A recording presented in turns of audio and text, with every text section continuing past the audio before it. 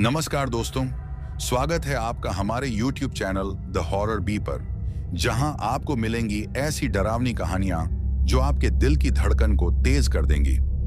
आज की कहानी एक ट्रक ड्राइवर की है जिनका नाम चंद्रकांत है और उन्हें ट्रक चलाते हुए लगभग 15 साल हो गए हैं। तो अब मैं आपको ये कहानी चंद्रकांत के नजरिए से सुनाता हूँ। लेकिन कहानी शुरू करने से पहले मैं आपको कहना चाहता हूँ कि वैसे तो आपने बहुत सी कहानियां सुनी होंगी, लेकिन आज जो कहानी मैं आपको सुनाने वाला हूं उसे सुनकर आपको बहुत मजा आने वाला है और साथ में डर का एहसास भी होने वाला है। और अगर आप इस चैनल पर पहली बार आए हैं तो चैनल को सब्सक्राइब जरूर करें ताकि आप हमारी इस फैमिली का हिस्सा बन सकें और आने वाली वीडियो आप तक आसानी से पहुंच जाए। तो ज्यादा समय न लेते हुए जल्दी से अपनी कहानी को शुरू करते हैं। दोस्तों, मेरा नाम चंद्रकांत है और मैं उत्तराखंड का रहने वाला हूं। मुझे ट्रक चलाते हुए लगभग 15 साल से ज्यादा हो गए हैं। इन 15 सालों में मुझे ट्रक चलाने का काफी अच्छा अनुभव हो गया है। इतने लंबे सफर में मैंने न जाने कितने शहर, गांव और राज्यों के रास्ते देखे हैं। कभी पहाड़ों के संघर्ष भरे मोड़ तो कभी रेगिस्तान के बेमियादी रास्ते। हर मोड़ पर मुझे कुछ नया सीखने को मिला और हर सफर ने मुझे और मजबूत बनाया। ट्रक मेरी जिंदगी का एक अहम हिस्सा बन चुका है। ये सिर्फ एक काम नहीं बल्कि मेरे लिए एक जज्बा है। दिन हो या रात, धूप हो या बारिश, मैंने हर हालात में स्टीयरिंग संभाली है। दोस्तों, मैंने अपनी जिंदगी में बहुत सफर किए हैं, लेकिन एक सफर ऐसा था जिसको आज भी जब मैं याद करता हूं तो मेरी रूह कांप जाती है। वो सफर इतना भयानक था कि आज तक मैं उसे भूल नहीं पाया हूं। उस रात ने मेरी और मेरे साथी की जिंदगी बदल दी। उस रात हमसे जो गलती हुई थी वो शायद अगर हम ना करते तो हमें उस चीज का सामना ना करना पड़ता। दोस्तों, इस कहानी में आपको मैं ये भी बताऊंगा कि वो गलती क्या थी और हमें किस चीज का सामना करना पड़ा। एक बात जो कहानी शुरू करने से पहले मैं आपको बता दूं कि हम लोग अनजाने में कुछ ऐसी गलतियां कर बैठते हैं जो हमें कभी नहीं करनी चाहिए। उस गलती के बारे में आपको अभी कुछ देर में पता चलने वाला है और इस कहानी से आपको एक सीख भी मिलेगी। तो चलिए कहानी को जारी रखते हैं। दोस्तों, ये बात आज से 8 साल पहले की है जब वो सब मेरे साथ हुआ था। आज तो मेरे साथ कोई खलासी नहीं है, लेकिन उस वक्त मेरे साथ मेरा एक खलासी हुआ करता था। उसका नाम मोहन था। मोहन एक होशियार और निडर इंसान था। वो किसी से भी नहीं डरता था। देखने में भी काफी हट्टा कट्टा नौजवान था और जो भी काम मैं उसे बोलता वो उस काम को हमेशा पूरा करता था। मेरे साथ मोहन को काफी वक्त हो चुका था और अब मैं उसे अपने छोटे भाई की तरह मानता था। ये बात मोहन भी मानता था और वो मेरी काफी इज्जत भी करता था। हर बार की तरह इस बार भी हमें माल डिलीवर करने अपने शहर से दूसरे जगह जाना था, लेकिन इस बार का जो माल था वो हमें एक गांव लेकर जाना था। ये माल हमें उस गांव के गोदाम तक पहुंचाना था। अब आज से पहले तो मैं कभी भी उस गांव में नहीं गया था, क्योंकि मैं अपने ट्रक को लेकर एक शहर से दूसरे शहर ही चलता रहता हूँ। लेकिन इस बार मुझे पहली बार उस गांव जाना था। हमें उस गांव तक उस माल को पहुंचाने का ऑर्डर मिला था, तो हमारा जाना जरूरी था। वो गांव शहर से काफी दूर था। हमें काफी वक्त लगने वाला था। एक तो हमें उस रास्ते का पूरा पता नहीं था, हालांकि इतना मैं जानता था कि कौन सी सड़क उस तरफ जाती है, लेकिन मैं कभी उस रास्ते पर गया नहीं था। तभी मैं थोड़ा अनजान था उस रास्ते को लेकर। अब जो मेरे ट्रक का मालिक था, मैंने उससे इस बारे में कहा भी कि मैं इस रास्ते पर पहले नहीं गया हूं। तो मेरी बात सुनकर वो मुझसे कहता है कि तुम्हारा जो खलासी है वो उस रास्ते को अच्छे से जानता है। अब मालिक की बात सुनकर जब मैंने अपने खलासी मोहन से पूछा तो उसने मुझे बताया कि हाँ उस्ताद, मैं उस रास्ते को जानता हूँ। और वो मुझसे ये भी कहता है कि आपसे पहले मैं जिस ड्राइवर के साथ काम करता था उस ड्राइवर के साथ मैं 1 से 2 बार उस गांव तक गया हूँ। अब जब मोहन के मुंह से मैं ये बात सुनता हूँ तो मुझे थोड़ी तसल्ली हो जाती है कि चलो, मोहन उस रास्ते को अच्छे से जानता है। अब टेंशन करने की कोई बात नहीं। उसके बाद मैं अपने ट्रक को माल लोड करने के लिए लगवा लेता हूँ। अब जब तक माल लोड हो रहा था तब तक मैं और मोहन थोड़ी बहुत बातें करते हैं। अब बातों बातों में मोहन से मैं पूछता हूँ कि हमें कितना वक्त लगेगा उस गांव तक पहुंचने में। तो मेरी बात सुनकर वो मुझसे कहता है कि उस्ताद, वो गांव तो यहाँ से काफी दूर है, हमें काफी वक्त लगेगा वहां पहुंचने में, लेकिन आप फिक्र मत करो, रास्ता अच्छा है।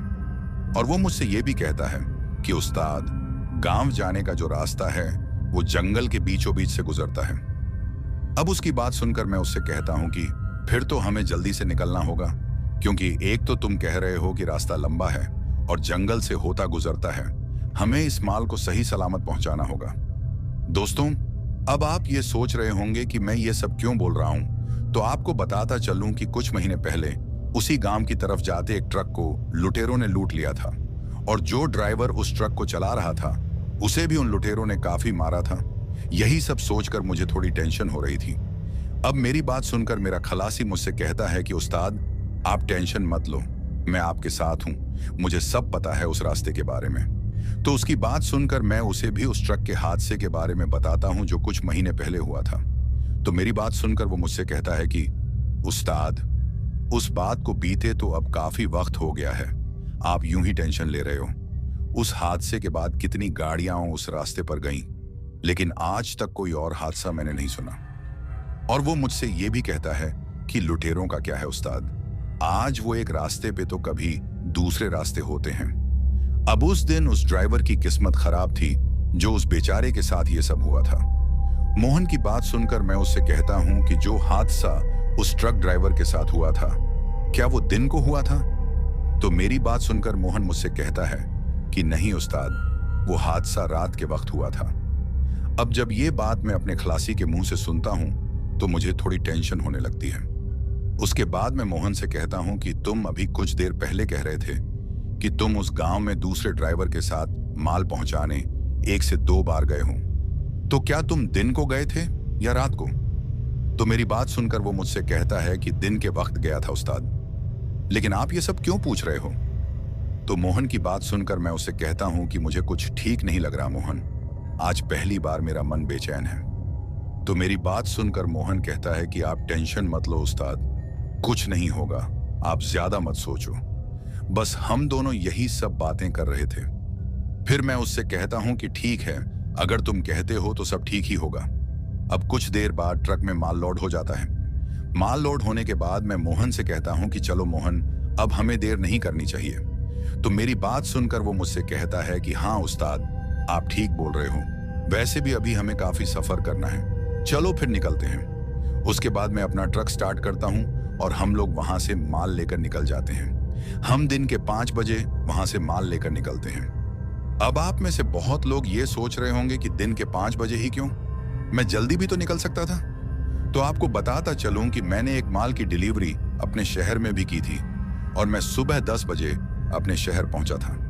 अब वो वाला माल पहले खाली किया, उसके बाद मुझे ये दूसरा ऑर्डर मिल गया और फिर ये वाला माल लोड करवाया, तो तभी मुझे निकलने में इतनी देर लग गई थी। यही हम ट्रक वालों की जिंदगी है। हमें जैसे कोई ऑर्डर मिलता है, हम न रात देखते हैं न दिन, बस अपना माल उठाकर उसे सही जगह पहुंचाना ही हमारा काम होता है। खैर, उसके बाद हम अपने सफर पर निकल जाते हैं। रास्ते में मोहन और मैं काफी बातें करते हैं। मोहन काफी दिलचस्प इंसान था, वो कभी इधर की तो कभी उधर की बातें करता और मुझे वो काफी हंसा भी रहा था। लेकिन शायद यही हंसी अब बहुत जल्द एक डर में बदलने वाली थी, लेकिन हम दोनों इस बात से अनजान थे। शायद हमें इस बात का पता ही नहीं था कि कोई ऐसी बला है जो हमारा इंतजार कर रही है और आज की जो रात आने वाली है वो हम पर काफी भारी पड़ने वाली है। खैर, सफर अच्छा जा रहा था, सब कुछ नॉर्मल लग रहा था। अब कुछ देर तक सफर करने के बाद मेरा जो खलासी मोहन है वो मुझसे कहता है कि उस्ताद, क्यों ना किसी ढाबे पर ट्रक को रोककर खाना खा लिया जाए। तो मोहन की बात सुनकर मैं उससे कहता हूं कि तुम पागल हो गए हो क्या, अभी कौन सा टाइम है खाना खाने का, आगे कहीं खा लेंगे। तो मेरी बात सुनकर मोहन मुझसे कहता है कि उस्ताद, अभी 6 तो बजने ही वाले हैं और अंधेरा भी कुछ वक्त के बाद होने ही वाला है। दोस्तों, ये वक्त सर्दियों का था और आप सबको तो पता ही है कि सर्दियों के वक्त कितनी जल्दी रात हो जाती है। उसके बाद मोहन मुझसे ये भी कहता है कि उस्ताद, खाना खा लेते हैं, क्योंकि यहां से कुछ दूर आगे चलने के बाद उस गांव की तरफ जाने वाली सड़क आने वाली है। उस रास्ते पर आपको कोई भी ढाबा नहीं मिलेगा और जब तक हम उस गांव तक नहीं पहुंच जाते, हम रास्ते में रुक भी नहीं सकते, क्योंकि आपको भी पता है और मुझे भी कि लुटेरों का काफी डर है उस रास्ते पर। इसलिए कह रहा हूं उस्ताद, खाना खा लेते हैं। अब मोहन की बात सुनकर मुझे भी उसकी बात ठीक लगती है और मैं मान जाता हूं। उसके बाद थोड़ा आगे चलने के बाद हमें एक ढाबा नजर आ जाता है और हम लोग अपना ट्रक उस ढाबे के बाहर लगाकर उस ढाबे के अंदर चले जाते हैं। उसके बाद हम लोग खाने का ऑर्डर देते हैं और फिर कुछ देर में खाना आ जाता है। अब खाना खाते खाते मैं मोहन से कहता हूँ कि खाना जल्दी जल्दी खाओ, हमें अभी बहुत सफर करना है और ज्यादा देर करना हमारे लिए सही नहीं रहेगा। और फिर मैं उससे ये भी कहता हूँ कि मुझे वैसे भी कुछ ठीक नहीं लग रहा, अभी भी मेरा मन बहुत बेचैन है। मेरी बात सुनकर मोहन मुझसे कहता है कि उस्ताद, आप बेकार की टेंशन ले रहे हो, कुछ नहीं होगा। मोहन को देखकर ऐसा लग रहा था जैसे उसे किसी चीज की फिक्र ना हो। जैसा कि मैंने आपको पहले ही बताया है कि मोहन एक निडर और मस्त मौला इंसान है। अब उसको इस तरीके से बेखौफ देखकर मैं भी थोड़ा बेफिक्र हो जाता हूँ और फिर सोचने लगता हूँ कि क्या यार चंद्रकांत, तुम ऐसे ही फालतू में डर रहे हो, जो होना होगा होकर रहेगा। मेरे फिक्र करने से कुछ बदलने वाला तो नहीं है और मैं ऐसे ही फिक्र कर रहा हूं, कुछ नहीं होगा। अच्छा सोचोगे तो अच्छा ही होगा, मैं खुद को तसल्ली दे रहा था। लेकिन शायद मेरे मन में जो बेचैनी चल रही थी वो कहीं ना कहीं सच्ची थी। खैर, हम लोग जल्दी से अपना खाना खत्म कर लेते हैं और फिर जल्दी से अपने ट्रक में चढ़ जाते हैं। उसके बाद मैं फिर से अपने ट्रक को स्टार्ट करता हूं और अपनी मंजिल की तरफ निकल जाता हूं। ढाबे से निकलने के बाद हम लोग फिर से बातें करने लग जाते हैं। खाना खाने के बाद अब रात पूरी तरह से पसर चुकी थी। मैं भी सोच रहा था कि हमने बिल्कुल सही किया खाना खाकर, क्योंकि मोहन के बोलने के मुताबिक जहां हम जा रहे हैं वहां हमें कोई भी होटल उस रास्ते में मिलने वाला नहीं था। अब ढाबे से निकले हमें काफी वक्त हो गया था। तभी वो रास्ता हमें दिखाई देता है जो उस गांव की तरफ जाता था, मतलब जहां हमें जाना था। उस रास्ते को देखकर मेरा खलासी मोहन मुझसे कहता है, उस्ताद देखो, ये बाएं तरफ वाला जो रास्ता है जो हाईवे से अलग होता नजर आ रहा है, इसी तरफ हमको जाना है। तो मोहन की बात सुनकर मैं उससे कहता हूं, मुझे पता है मोहन कि यही रास्ता है। तो मेरी बात सुनकर वो मुझसे कहता है, उस्ताद आप तो बोल रहे थे कि आप उस गांव में पहले कभी नहीं गए, फिर आप इस रास्ते को कैसे जानते हो? तो मोहन की बात सुनकर मैं उससे कहता हूं, हाँ मैं पहले कभी उस तरफ नहीं गया, लेकिन मुझे इतना पता है कि ये रास्ता उस गांव की तरफ जाता है, क्योंकि एक बार यहीं इसी जगह एक आदमी ने मुझसे लिफ्ट मांगी थी और जब मैंने उसे लिफ्ट दी थी तो उसने खुद को उस गांव का बताया था और उसने मुझसे कहा था कि ये रास्ता मेरे गांव की तरफ जाता है। उसी आदमी से ही मुझे उस हादसे के बारे में पता चला था जब उस ट्रक को लुटेरों ने लूटा था, और तब उस ट्रक को लूटे हुए सिर्फ 1 महीना ही हुआ था। तभी मैं इस रास्ते के बारे में जानता हूं कि ये रास्ता उस तरफ जाता है, हालांकि मैं कभी गया नहीं हूं। लेकिन आज हमारी किस्मत देखो, हमें आज माल लेकर इसी रास्ते से जाना पड़ रहा है। मेरी बात सुनकर मोहन मुझसे कहता है, तभी मैं सोचूं कि आपको कैसे पता कि ये रास्ता उस तरफ जाता है। खैर, उसके बाद हम अपने ट्रक को उस गांव की तरफ जाने वाले रास्ते की तरफ मोड़ लेते हैं, लेकिन शायद हमें इस बात का अंदाजा नहीं था कि उस तरफ जाकर हम कितनी बड़ी गलती कर रहे हैं और आगे चलकर हमारे साथ क्या होने वाला है, इस बात से हम दोनों अनजान थे। दोस्तों, वो कहते हैं ना, जो जिसकी किस्मत में लिखा होता है वो सब उसे भुगतना ही पड़ता है, और शायद आज हमारी किस्मत ने भी हमें किसी ऐसी चीज से मिलाना था जिसको हम आज तक भूल नहीं पाए हैं। खैर, अब हम अपने ट्रक को लेकर उस रास्ते की तरफ बढ़ जाते हैं। सब कुछ सामान्य लग रहा था। मुझे जरूर उस रास्ते पर चलते हुए थोड़ी बेचैनी हो रही थी, क्योंकि उस रास्ते पर लुटेरों का डर भी बहुत था। हालांकि आज से पहले मुझे कभी भी ऐसी बेचैनी महसूस नहीं हुई थी, लेकिन आज पहली बार मुझे कुछ अच्छा नहीं लग रहा था। तभी मोहन ट्रक का रेडियो ऑन कर लेता है और फिर गाने लगाकर गुनगुनाने लग जाता है। उसे इस तरह से गुनगुनाता देखकर मैं उससे कहता हूं, तुम्हें कभी डर नहीं लगता क्या? तो मेरी बात सुनकर वो मुझसे कहता है, किस बात का डर उस्ताद? मुझे कोई डर वगैरह नहीं लगता, और डर डर कर जीना भी कोई जिंदगी है। हमेशा जिंदगी में खुश रहो। मोहन की बात सुनकर मुझे भी थोड़ी हिम्मत मिलती है और मैं उससे कहता हूं, बात तो तुम्हारी सही है, लेकिन कभी कभी डरना भी बहुत जरूरी होता है। तो मेरी बात सुनकर मोहन थोड़ा मुस्कुराता है और फिर मुझसे कहता है, बात आपकी भी सही है। उसके बाद मैं मोहन से पूछता हूं, मोहन तुम मुझसे पहले जिस ड्राइवर के साथ काम करते थे वहां से तुमने काम क्यों छोड़ा था? तो मेरी बात सुनकर वो मुझसे कहता है, उस्ताद वो ड्राइवर मुझसे काम बहुत करवाता था, लेकिन पैसे कम देता था, और उतने कम पैसों में मेरा गुजारा भी नहीं होता था। तभी मुझे वहां से काम छोड़ना पड़ा।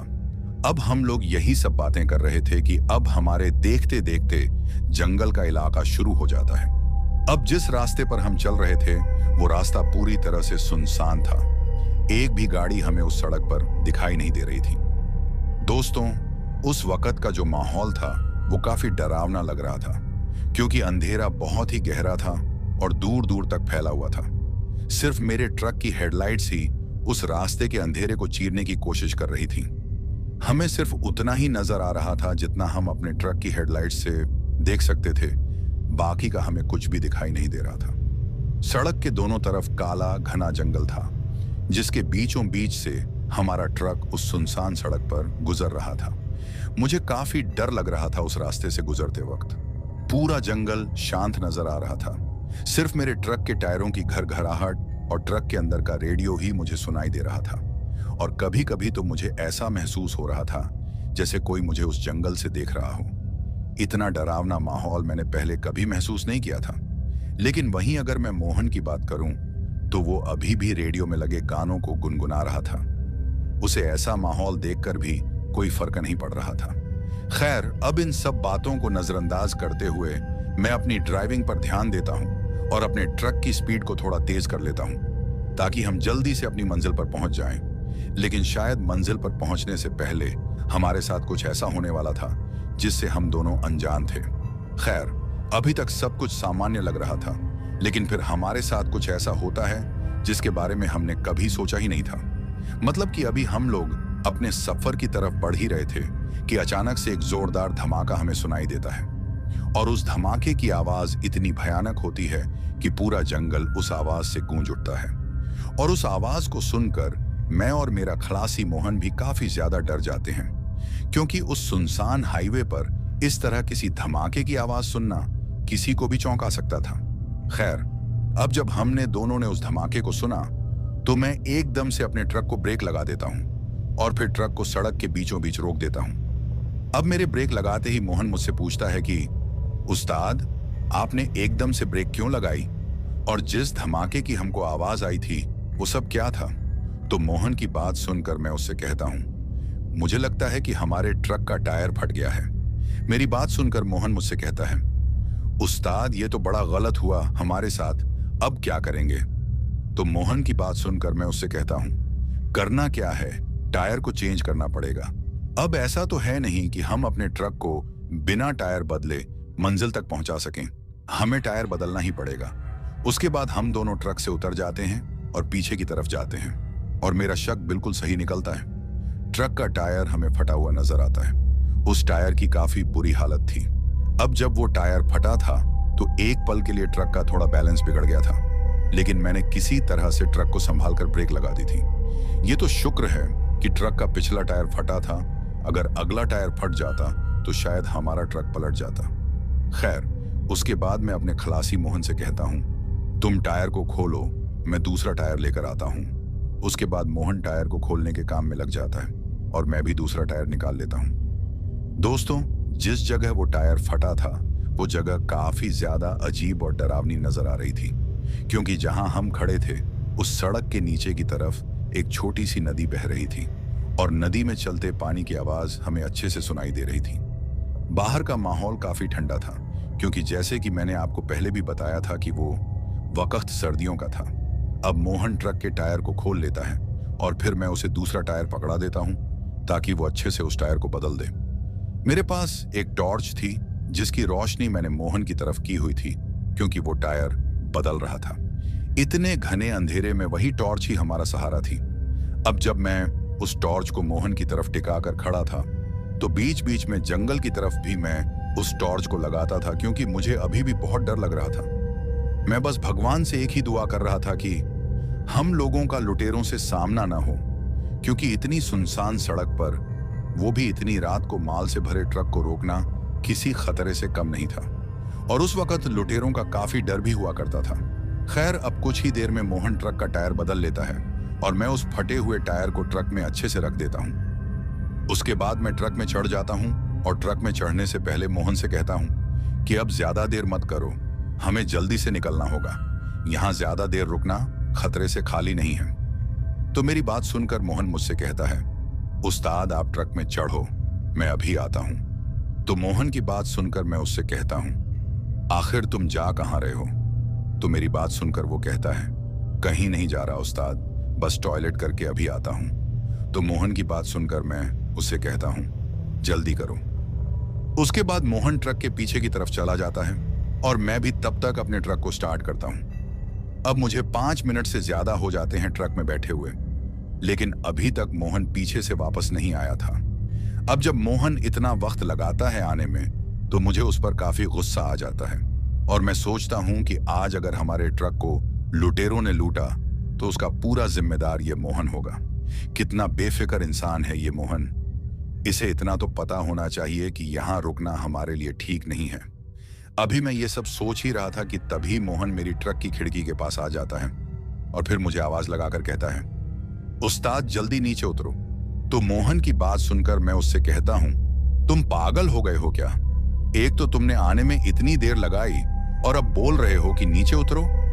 तो मेरी बात सुनकर वो कहता है, उस्ताद मैंने कुछ देखा है, क्या आप मुझे बता सकते हैं कि वो क्या है? तो मोहन की बात सुनकर मैं उससे कहता हूं, मुझे कुछ नहीं देखना, तुम जल्दी से ट्रक में बैठ जाओ, इस सुनसान रास्ते पर रुकना हमारे लिए ठीक नहीं है।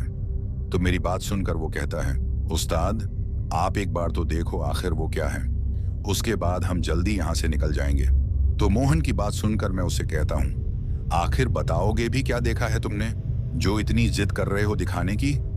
तो मेरी बात सुनकर वो कहता है, आप खुद ही उतर कर देखो, मुझे तो कुछ समझ ही नहीं आ रहा कि आखिर वो सब क्या है। अब मोहन की इतनी जिद करने पर मैं ट्रक को बंद कर देता हूं और फिर से टॉर्च को जलाकर ट्रक से नीचे उतर जाता हूं। उतरने के बाद मैं मोहन से कहता हूं, तुम भी ना छोटे बच्चे की तरह जिद करते हो, अब दिखाओ मुझे क्या देखा है तुमने। तो मेरी बात सुनकर वो कहता है, उस्ताद मेरे पीछे आओ, मैं आपको दिखाता हूं कि आखिर मैंने क्या देखा है। अब मोहन की बात सुनकर मैं उसके पीछे पीछे चल पड़ता हूं। उसके बाद वो मुझे ट्रक के पीछे की तरफ ले जाता है और फिर वो मुझे थोड़ा साइड की तरफ ले जाता है। वहां मुझे एक रास्ता नजर आता है जो कि उस नदी की तरफ जा रहा था, जो कि सड़क के साथ में नीचे की तरफ थी। अब जब मैं उस रास्ते को देखता हूं तो मैं मोहन से कहता हूं, तुमने मुझे इसी रास्ते को दिखाने लाया है क्या? तो मेरी बात सुनकर वो कहता है, नहीं उस्ताद, इस रास्ते के साइड में देखो, इस पत्थर पर क्या रखा है। तो मोहन की बात सुनकर मैं अपनी नजर को थोड़ा और साइड में करता हूं और जब मैं अपनी नजर को उस पत्थर की तरफ करता हूं तो मुझे काफी अजीब लगता है और थोड़ा डर भी लगने लगता है। उस नजारे को अगर कोई आम आदमी देख ले तो वो काफी डर जाएगा। दोस्तों, अब जैसे ही मैं अपनी टॉर्च को उस पत्थर की तरफ करता हूं तो मैं देखता हूं कि 4 से 5 नींबू मुझे नजर आते हैं जिन पर सिंदूर डाला गया है और उन नींबुओं के साथ में मांस के कुछ टुकड़े रखे हुए थे। वो जो मांस के टुकड़े हमें नजर आ रहे थे वो खून से भरे पड़े थे। ऐसा लग रहा था जैसे वो मांस किसी ताजा जानवर का हो। इतना ही नहीं दोस्तों, एक काले रंग की गुड़िया भी मुझे नजर आती है जो कि उन नींबुओं के ऊपर लेटी हुई थी। अब जब ये सब मैं देखता हूं तो मुझे काफी अजीब लगता है और कहीं ना कहीं मुझे डर भी लग रहा था। तभी मेरा खलासी मोहन मुझसे कहता है, उस्ताद ये सब क्या है? तो मोहन की बात सुनकर मैं उससे कहता हूं, यहां से जल्दी निकलो, अब यहां ज्यादा देर रहना ठीक नहीं है। ये जरूर किसी ने कोई काला जादू किया है और ये सारी सामग्री जितनी भी मुझे नजर आ रही है ये सब काले जादू की सामग्री है। जरूर इस गांव में कोई काला जादू करता होगा क्योंकि बहुत से गांवों में लोग इन तंत्र मंत्रों में खोए रहते हैं, लेकिन हमें इससे क्या मतलब। चलो जल्दी, अब यहां एक पल भी रुकना ठीक नहीं होगा। तो मेरी बात सुनकर मोहन हंसता है और मुझसे कहता है, क्या उस्ताद आप भी इन बातों पर विश्वास करते हो? मैं इन बातों को नहीं मानता, ये सब झूठी अफवाहें हैं। तो मोहन की बात सुनकर मैं उससे कहता हूं, तुम मानो या ना मानो, लेकिन मैंने बचपन में अपनी दादी से सुना था कि बहुत से लोग रात के समय ये काला जादू करते हैं और जो भी सामग्री यहाँ पड़ी हुई थी इनका उपयोग वो लोग करते हैं। मेरी दादी हमेशा मुझसे कहती थी कि कहीं भी अगर तुमको ऐसी कोई भी चीज नजर आए तो उससे हमेशा दूर रहना। तभी मैं तुमको बोल रहा हूं, इन चीजों से दूर रहो, आओ चलते हैं। अब मेरी बात सुनकर मोहन उसको एक मजाक के रूप में लेता है और मुझसे कहता है, क्या उस्ताद, मैंने तो सोचा भी नहीं था कि आपकी तरह का इंसान इन बातों पर विश्वास करता है।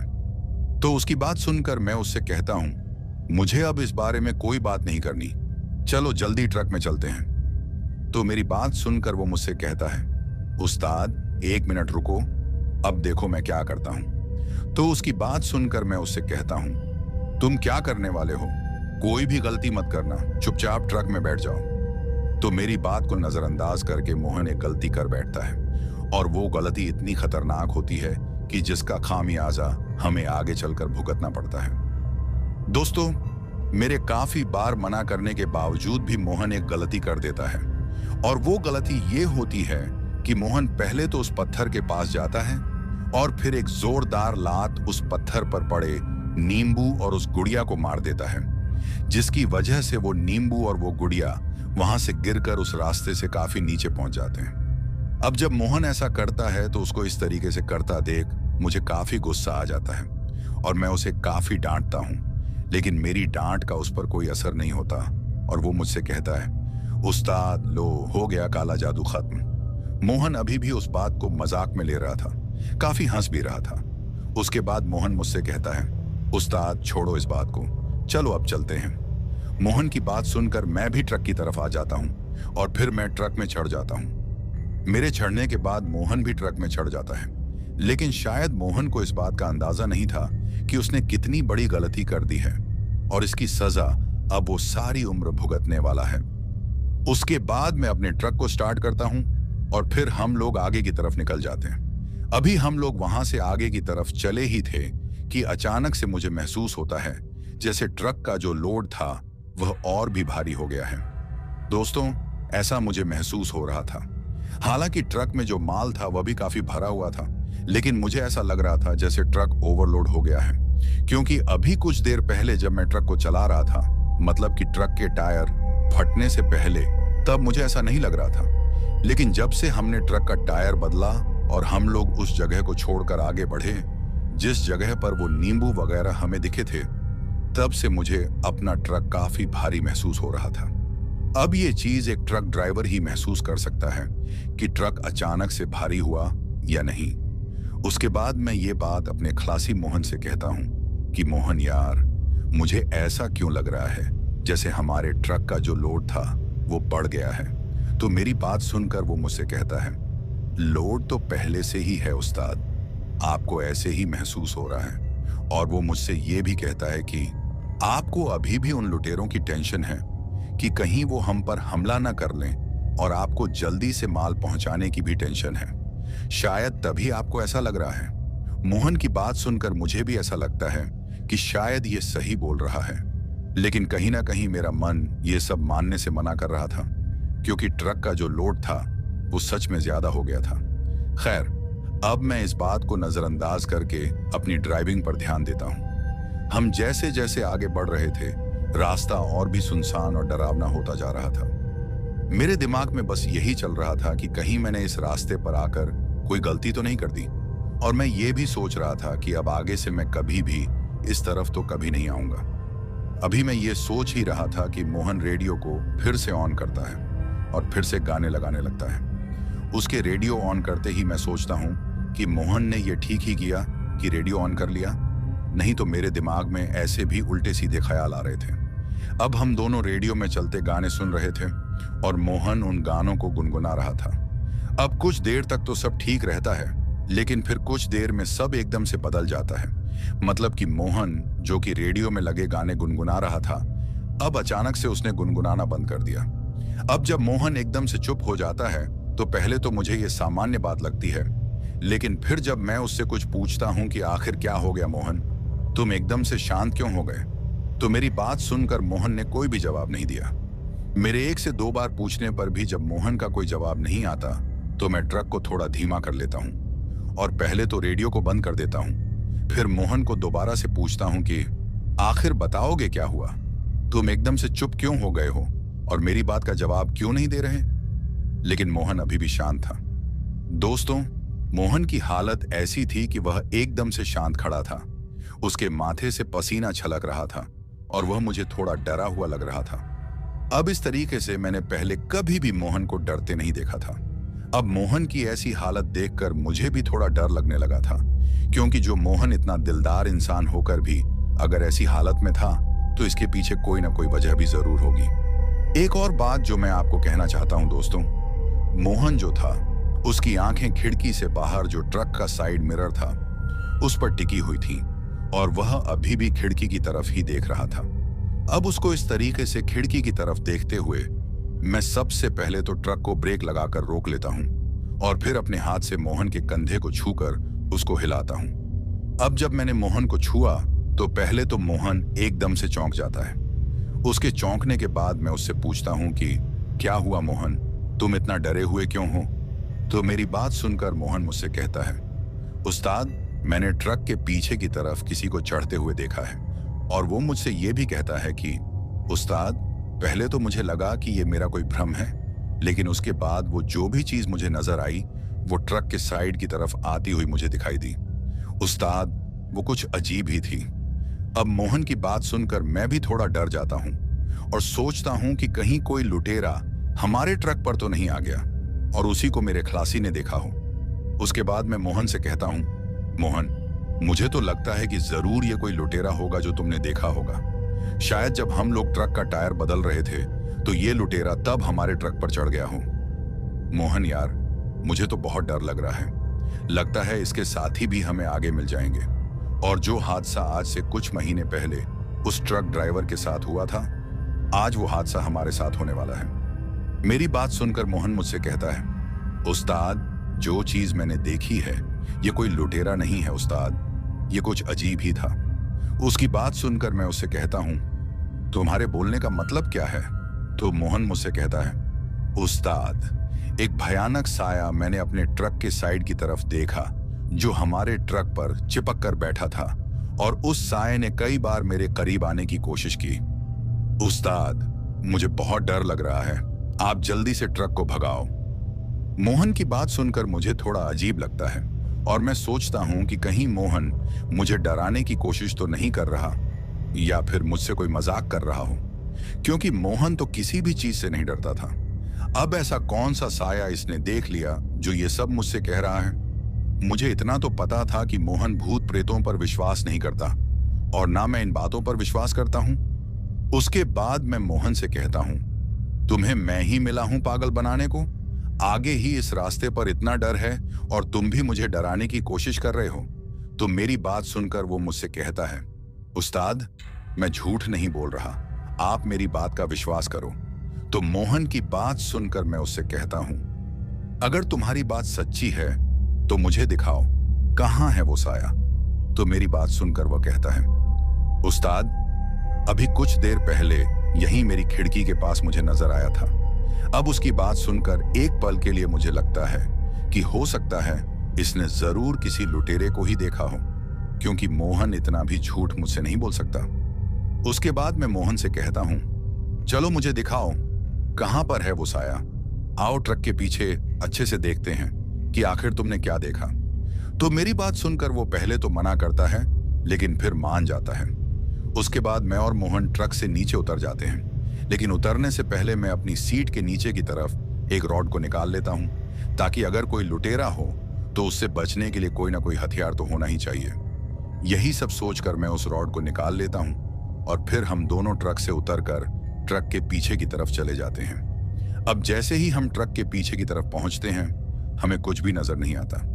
ट्रक पूरी तरह से तिरपाल से ढका हुआ था और ऐसी कोई भी चीज हमें वहां नजर नहीं आती जो मोहन ने मुझसे कही थी। अब ये सब देखकर मैं मोहन से कहता हूं कि जरूर तुम्हारे साथ कोई वहम हुआ है, अगर यहाँ कोई होता तो हमें जरूर दिख जाता। मेरी बात सुनकर मोहन भी काफी हैरान था, उसे कुछ समझ ही नहीं आ रहा था कि आखिर जो भी उसने देखा वो एकदम से कहाँ चला गया। उसके बाद मैं मोहन से कहता हूं, अब जल्दी से ट्रक में चढ़ो, यहाँ रुकना ठीक नहीं है। तो मेरी बात सुनकर मोहन ट्रक में चढ़ जाता है और फिर मैं भी अपने ट्रक का फाटक खोलकर ट्रक में चढ़ जाता हूँ। फिर हम अपना ट्रक स्टार्ट करके वहां से आगे की तरफ निकल जाते हैं। अब मैं अपने ट्रक की स्पीड को थोड़ा तेज कर लेता हूं ताकि हम जल्द से जल्द उस गांव तक पहुंच जाएं। अभी हम लोग वहां से थोड़ा आगे की तरफ चले ही थे कि अचानक से जंगल से कोई जानवर एकदम से निकलकर हमारे ट्रक के सामने आ जाता है। अब जब तक मैं वो सब समझ पाता कि आखिर वो क्या था, तब तक वो जो भी था मेरे ट्रक के नीचे आ जाता है और एक जोरदार आवाज मेरे ट्रक के नीचे से आ जाती है। अब जब एकदम से मेरे साथ वो चीज हुई तो मैंने अपनी तरफ से पूरी कोशिश की थी ब्रेक लगाने की, लेकिन शायद मेरे ब्रेक लगाने से पहले ही वो जो भी चीज थी या जो भी कोई जानवर था मेरे ट्रक के नीचे आ गया था। अब ये सब होने के बाद मैं काफी ज्यादा डर जाता हूँ। ये सब मोहन ने भी देखा था, लेकिन उसे भी कुछ समझ नहीं आ रहा था क्योंकि सब कुछ एकदम से हुआ था। ये सब होने के बाद मैं और मोहन जल्दी से अपने ट्रक से बाहर आ जाते हैं और मैं अपनी टॉर्च को जलाकर ट्रक के नीचे की तरफ रोशनी करता हूँ। अब जब मैंने अपने ट्रक के नीचे टॉर्च की रोशनी की तो मैं काफी ज्यादा डर जाता हूँ। दोस्तों, मैं देखता हूँ कि ट्रक के जो टायर थे वो पूरी तरीके से खून से भरे हुए थे। ये सब नजारा देखकर मोहन भी चौंक गया था।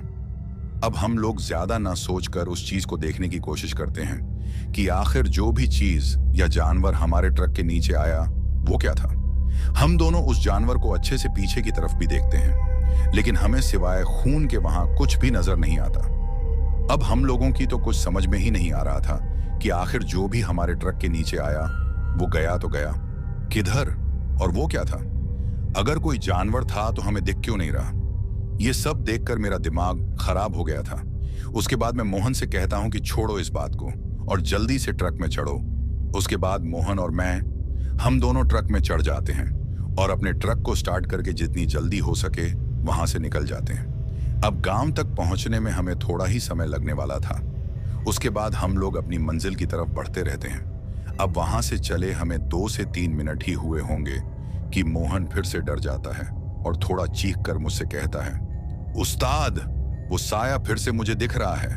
उस्ताद, ट्रक को तेज करो, वो हमारे पीछे ही आ रहा है। अब उसकी बात सुनकर मुझे कुछ समझ ही नहीं आ रहा था कि उसकी बात पर यकीन करूं या नहीं। लेकिन जो भी अब तक हमारे साथ उस रास्ते में हुआ था उन सब को सोचकर मुझे थोड़ा थोड़ा विश्वास हो भी रहा था, लेकिन पूरी तरह से अभी भी मैं इस बात को नहीं मान रहा था कि जो भी मोहन मुझसे कह रहा है क्या वो सच है। अब जब मोहन को 1 से 2 बार वो साया फिर से नजर आता है तो मोहन अपनी सीट से उठकर मेरी सीट के पीछे आ जाता है।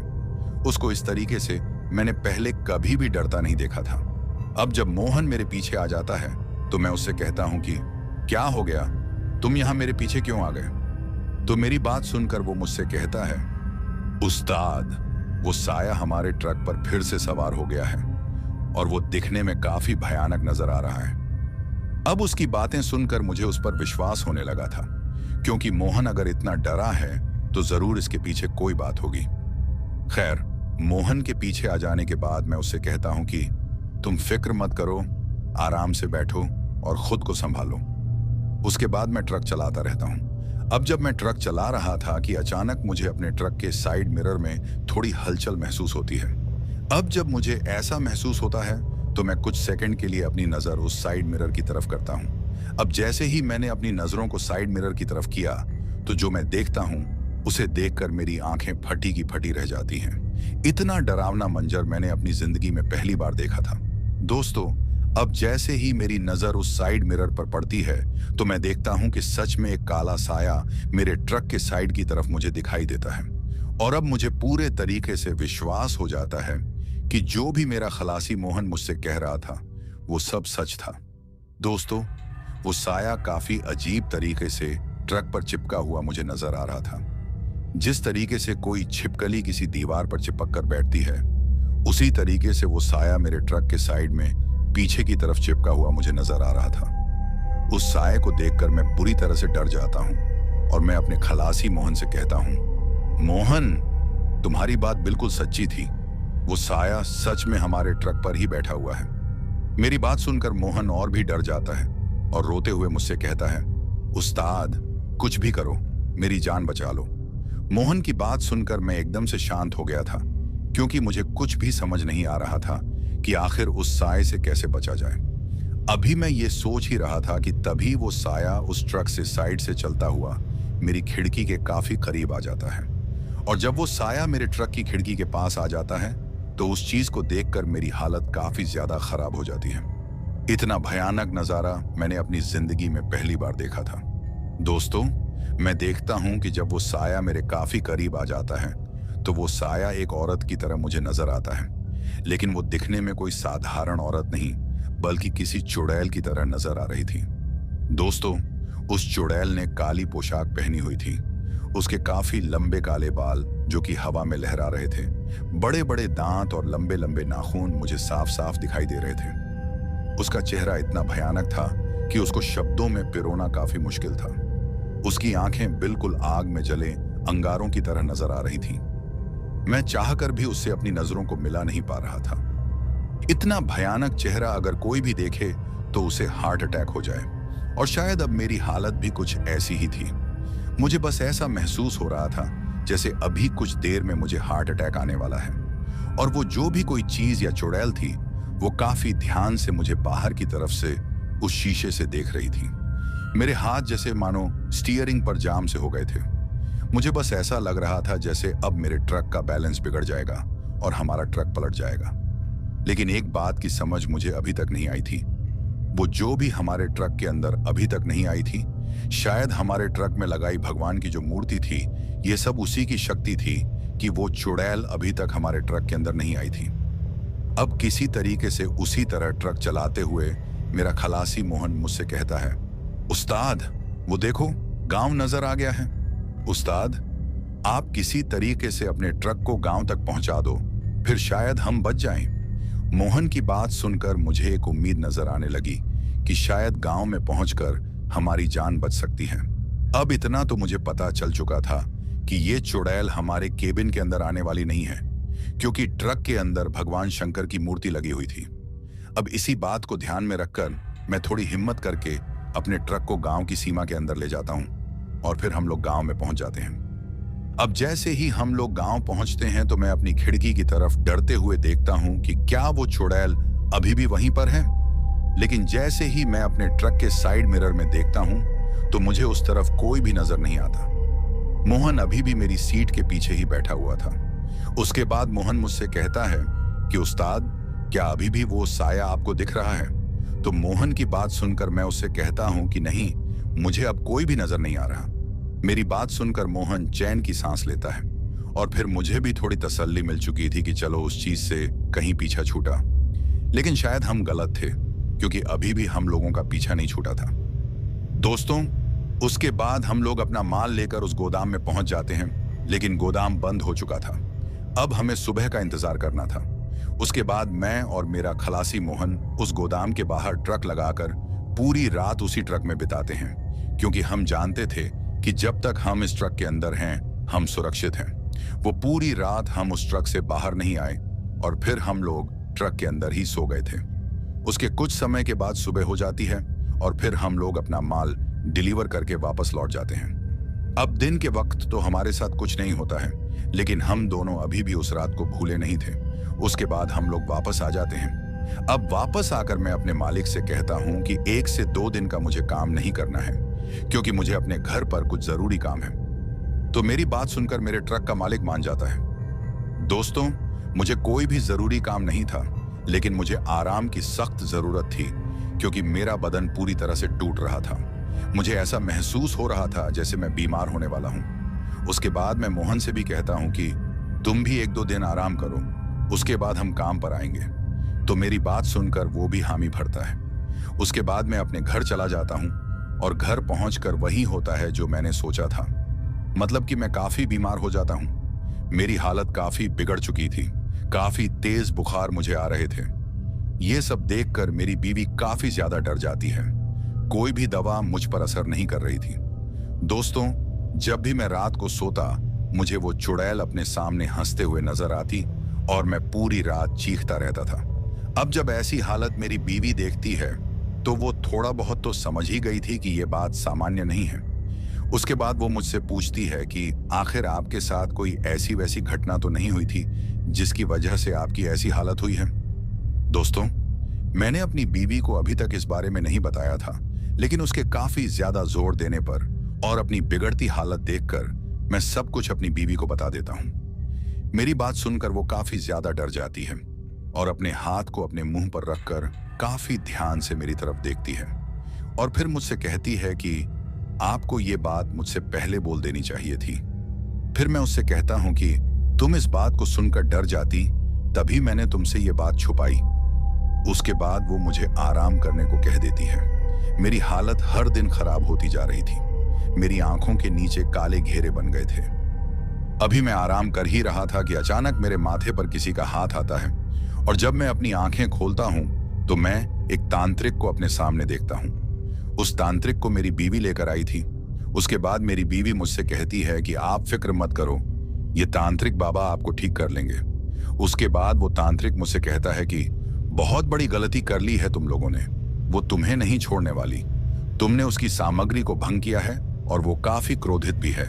तो उस तांत्रिक की बात सुनकर मैं उससे कहता हूं कि बाबा, मैंने तो कुछ भी नहीं किया, बाबा मुझे बचा लो। तो मेरी बात सुनकर वो मुझसे कहता है, तुम चाहते तो अपने साथी को वो सब करने से रोक सकते थे। तो उस तांत्रिक की बात सुनकर मैं उससे कहता हूं कि बाबा, मैंने काफी रोका भी था उसे ये सब करने से, लेकिन उसने मेरी बात नहीं सुनी। तो मेरी बात सुनकर वो मुझसे कहता है कि तभी तो उसके किए की सजा उसे मिल रही है। अब उस तांत्रिक की बात सुनकर मुझे कुछ समझ नहीं आ रहा था, लेकिन तभी मेरी बीवी उस तांत्रिक के कदमों में गिर जाती है और उसे कहती है कि बाबा, मेरे पति को बचा लो। तो मेरी पत्नी की इस तरह की विनती करने के बाद वो मान जाता है और फिर कुछ मंत्र उच्चारण करता है। उसके बाद वो मेरी पत्नी को उस कमरे से बाहर निकाल देता है। फिर वो तांत्रिक काफी मंत्रोच्चार करता है और एक विभूति मेरे माथे पर लगाता है। उसकी लगाई हुई विभूति से मैं काफी ज्यादा चिल्ला रहा था, क्योंकि मुझे बहुत तकलीफ हो रही थी, और काफी चिल्लाने के बाद मैं बेहोश हो जाता हूँ। और जब मुझे होश आती है तो मेरे सामने मेरी बीवी और वो तांत्रिक खड़ा था। उसके बाद वो मुझसे कहता है कि अब तुम बहुत जल्द ठीक हो जाओगे, लेकिन आइंदा इन बातों का ख्याल रहे कि दोबारा ऐसी गलती ना हो पाए। उसके बाद मैं उस तांत्रिक बाबा का शुक्रिया करता हूँ और फिर वो बाबा वहां से चला जाता है। अब कुछ दिनों के बाद मैं पूरी तरह से ठीक हो जाता हूँ। अब जब मैं पूरी तरह से ठीक हो जाता हूँ तो मैं सोचने लगता हूँ कि अगर मेरी इतनी बुरी हालत हुई थी तो मेरे खलासी जिसने वो सब किया था उसका क्या हाल होगा। मुझे अब उसकी फिक्र होने लगी थी। उसके बाद मैं अपने खलासी को फोन करता हूँ, लेकिन मोहन का फोन तो बज रहा था, लेकिन कोई भी फोन नहीं उठा रहा था। अब मेरे काफी बार फोन करने पर मोहन की पत्नी फोन उठाती है, और जब मैं उससे पूछता हूँ कि मोहन किधर है, वो फोन क्यों नहीं उठा रहा, तो उसकी पत्नी काफी जोरों से रोती है। अब उसके ऐसा रोने पर मैं काफी डर जाता हूँ कि कहीं उसे कुछ हो तो नहीं गया। मेरे ज्यादा जोर देने पर उसकी पत्नी मुझसे कहती है कि उनकी हालत काफी ज्यादा खराब हो गई है, न वो बात करते हैं और अब तो उन्होंने खाना पीना भी छोड़ दिया है। उसकी बात सुनकर मैं फौरन मोहन से मिलने के लिए उसके घर चला जाता हूँ, और जब मैं वहां पहुंचता हूं तो जो मैं देखता हूं उसे देखकर मेरी आंखें फटी की फटी रह जाती हैं। दोस्तों, मैं देखता हूं कि मोहन की हालत काफी ज्यादा खराब थी। हट्टा कट्टा मोहन अब एक सूखी लकड़ी की तरह हो गया था। उसका पूरा शरीर काफी पिचक चुका था। इतना कमजोर उसे मैंने पहले कभी नहीं देखा था। उसको देखकर बस ऐसा लग रहा था जैसे ये बस आज या कल का ही दिन निकालेगा।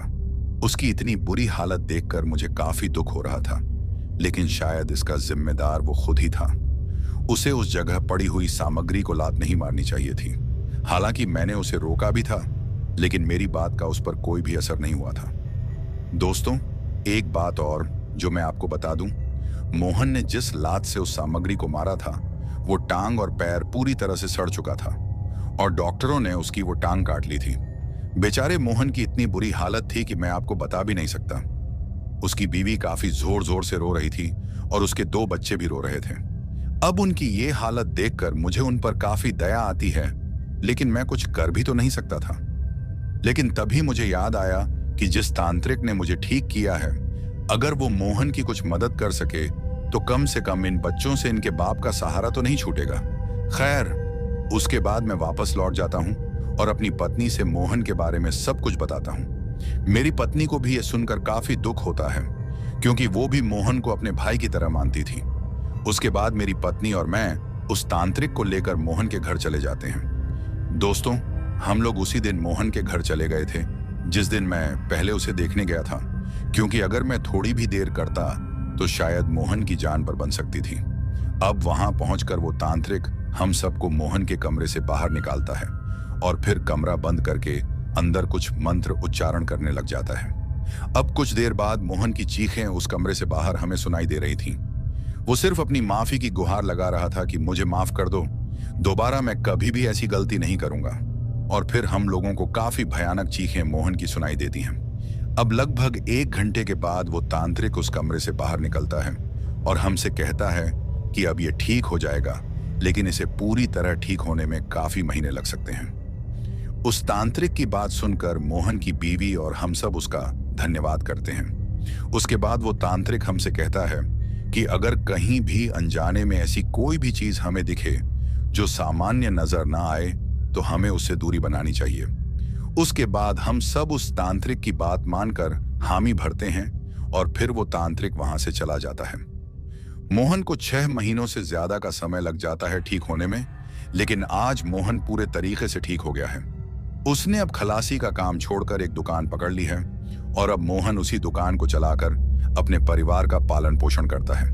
दोस्तों, इस कहानी से हमें ये सीख मिली कि कहीं भी अगर अनजाने में आपको कोई ऐसी सामग्री नजर आती है जो आपको लगता है कि किसी तंत्र मंत्र या काले जादू से जुड़ी हुई है, तो गलती से भी उसके पास न जाए, न ही उसे छूने की कोशिश करें, क्योंकि अगर आप लोग ऐसा करते हो तो हो सकता है आपकी खुशहाल जिंदगी मौत से भी बदतर हो जाए।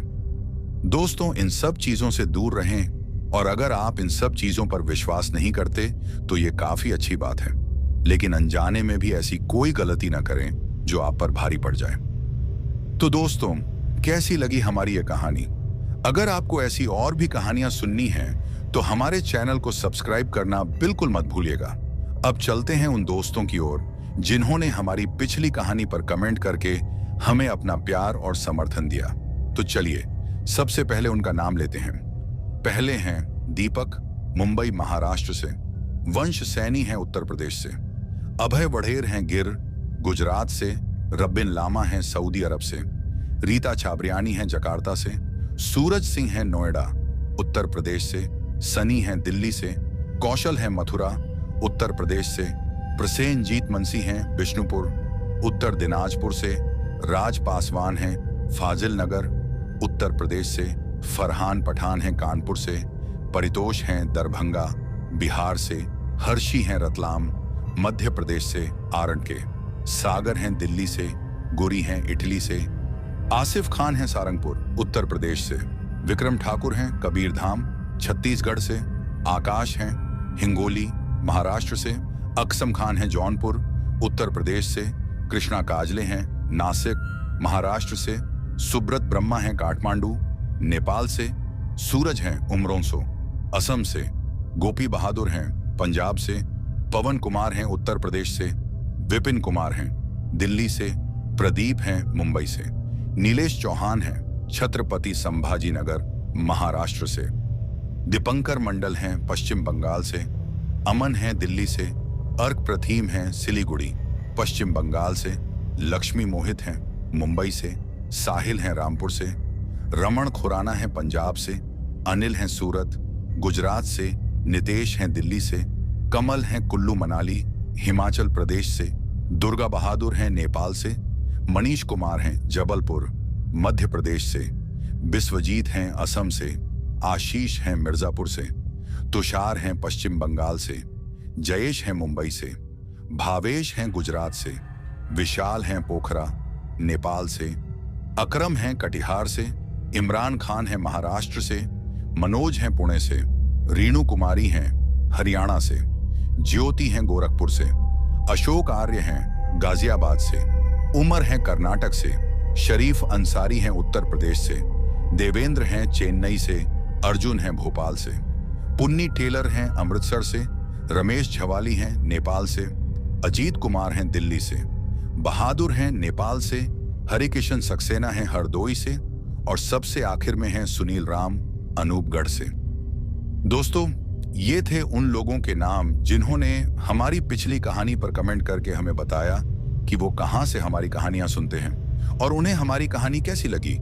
इसके साथ ही अगर किसी का नाम छूट गया हो तो वो कमेंट करके हमें जरूर बताना। आने वाली वीडियो में उनका नाम लिया जाएगा। दोस्तों, आप लोगों से मेरी एक शिकायत है और वो शिकायत ये है कि आप लोग कहानी तो पूरी सुनते हैं लेकिन वीडियो को लाइक नहीं करते। दोस्तों, इस बार मुझे पूरी उम्मीद है कि आप मेरी इस शिकायत को दूर करेंगे और वीडियो को लाइक जरूर करेंगे ताकि मुझे भी ये एहसास हो सके कि मेरी मेहनत आपको पसंद आ रही है। आपका एक लाइक मुझे और भी बेहतरीन कहानियां लाने का हौसला देता है। दोस्तों, दूसरी वीडियोस की तरह इस वीडियो पर भी अपना प्यार दिखाइए और मुझे सपोर्ट करिए, क्योंकि आप सबके सपोर्ट के कारण ही मैं यहां तक पहुंचा हूं और मुझे उम्मीद है कि आप लोगों के बलबूते ही एक दिन हमारी ये फैमिली काफी आगे तक जाएगी। चैनल पर अगर कोई नया है तो चैनल को सब्सक्राइब जरूर करें ताकि आप भी हमारी इस फैमिली का हिस्सा बन सकें। और जिन लोगों ने पहले से ही हमारे चैनल को सब्सक्राइब किया है, उन सभी का मैं तहे दिल से शुक्रगुजार हूं। इसके साथ ही मैं आप सबसे अलविदा कहना चाहता हूं। बाय दोस्तों।